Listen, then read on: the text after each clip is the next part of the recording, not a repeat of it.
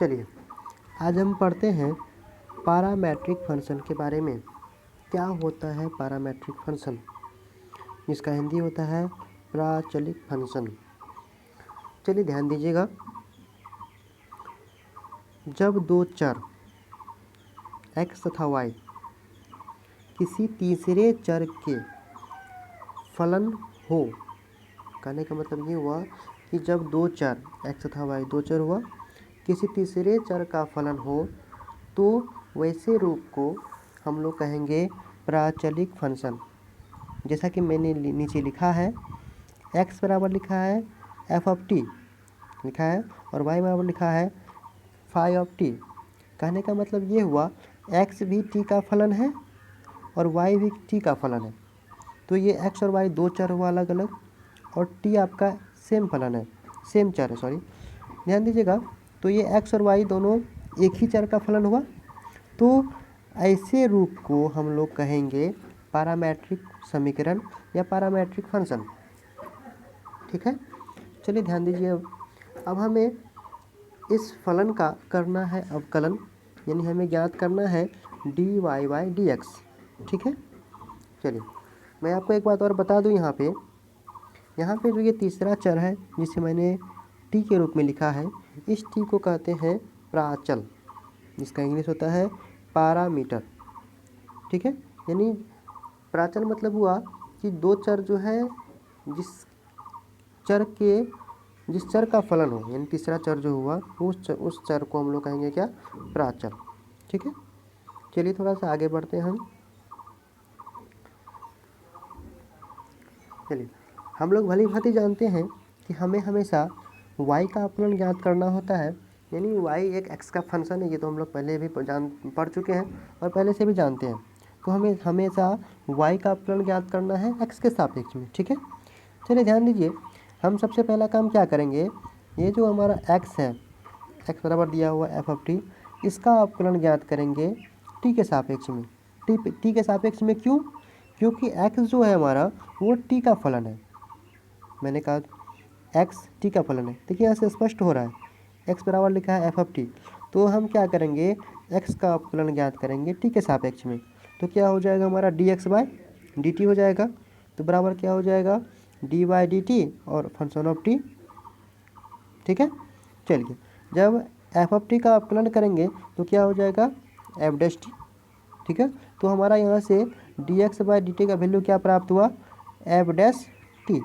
ठीक है, चलिए हम इसको इक्वेशन फर्स्ट मान लेते हैं। चलिए मान लिए इक्वेशन फर्स्ट। अब आगे देखिए, हमारा दूसरा फलन है y बराबर फंक्शन ऑफ t। ठीक है, y बराबर क्या था, फाई ऑफ t। तो हम y का भी अवकलन ज्ञात करेंगे t के सापेक्ष में। ठीक है, अब y का अवकलन ज्ञात करते हैं t के सापेक्ष में, क्योंकि y हमारा है t का फंक्शन।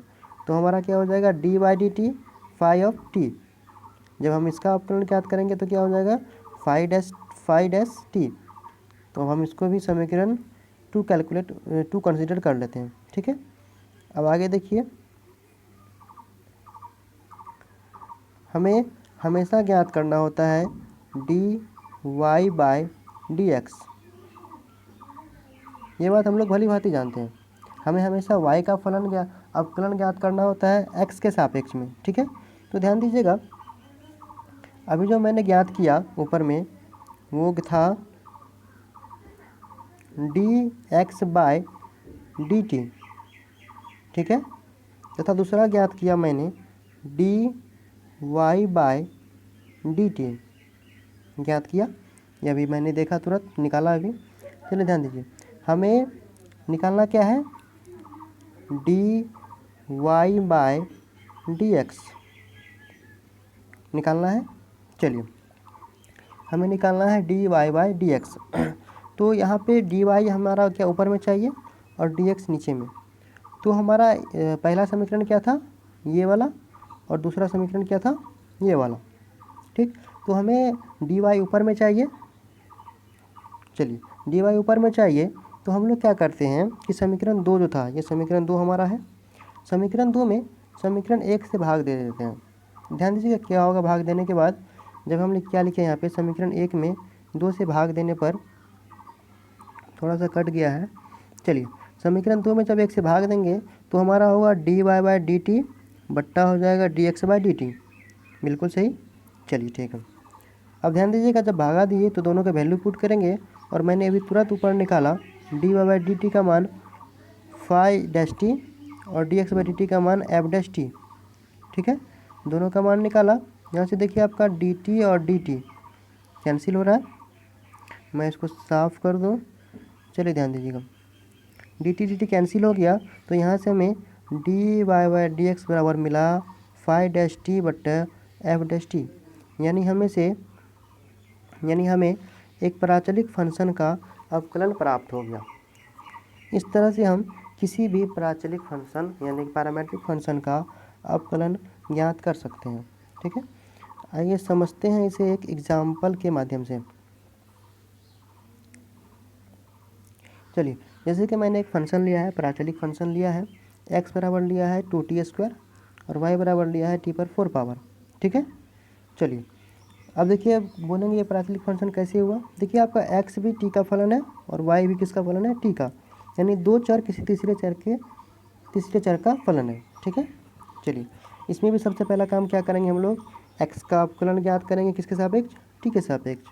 तो वही मैंने लिखा है, x बराबर 2t² लिखा है, फिर t के सापेक्ष अवकलन करने पर तो इसका भी क्या हो जाएगा dx/dt।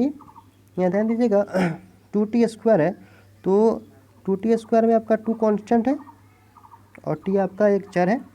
तो जब कोई कांस्टेंट आपका चर के गुणांक में होता है तो आपका वो बाहर चले जाता है। तो मैंने वही किया, 2 को बाहर कर दिया और t² का अवकलन किया t के सापेक्ष में, यहाँ पे किया है। चलिए, t² का अवकलन कर दिया। अब देखिए इसका अवकलन क्या हो जाएगा। जब इसका अवकलन ज्ञात करेंगे हम लोग तो देखिए आपका 2 आ गया गुणांक में, कट गया, थोड़ा सा नीचे कर देता हूँ। चलिए, 2 आ गया गुणांक में और t² का अवकलन यानी x पर पावर n का सूत्र, x पर पावर n का अवकलन का सूत्र लगेगा यहाँ पे। तो क्या हो जाएगा, सूत्र इसका क्या होता है, n इंटू x पर n-1। ये लोग भली भांति जानते हैं। तो 2 गुना में आ गया और n-1 यानी t पर 1 पावर बच गया।